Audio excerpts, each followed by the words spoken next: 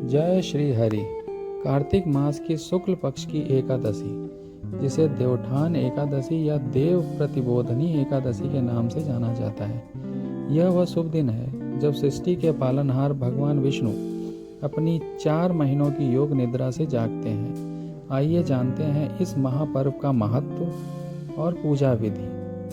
देवोत्थान एकादशी के साथ ही चतुर्मास का समापन हो जाता है। इस दिन से विवाह, मुंडन, गृह प्रवेश जैसे सभी तरह के मंगलिक कार्य शुरू हो जाते हैं। यह एकादशी अपने भीतर के देवत्व को जगाने और आक्रमणता को त्याग कर कर्म के प्रति जागृत होने का संदेश देती है। मान्यता है कि इस दिन व्रत रखने और पूजा करने से समस्त पापों का नाश होता है और मोक्ष की प्राप्ति होती है।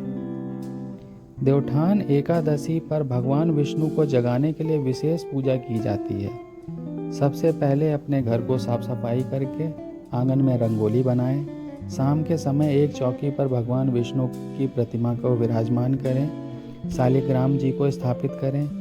गन्ने और रंगीन कपड़ों से मंडप सजाएं।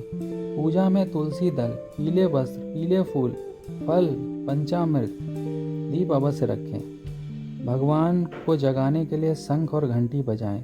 साथ ही इस मंत्र का जाप करें, ओम नमो भगवते वासुदेवाय नमः। इसके बाद भगवान विष्णु, माता लक्ष्मी की आरती करें। देवोत्थान एकादशी के अगले दिन या इसी दिन कई स्थान पर तुलसी विवाह का भी उत्सव मनाया जाता है, जिसमें भगवान शालिग्राम और माता तुलसी का विवाह कराया जाता है। तुलसी विवाह कराने से कन्यादान के समान पुण्य फल प्राप्त होता है। सभी को देवोत्थान एकादशी की हार्दिक शुभकामनाएं। इस शुभ दिन पर भगवान विष्णु की कृपा आप पर सदैव बनी रहे।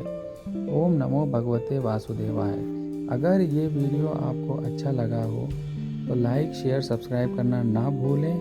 और इसके आगे आपको भगवान विष्णु को कैसे उठाते हैं ये दिखाया गया है, तो वीडियो को अंत तक जरूर देखें।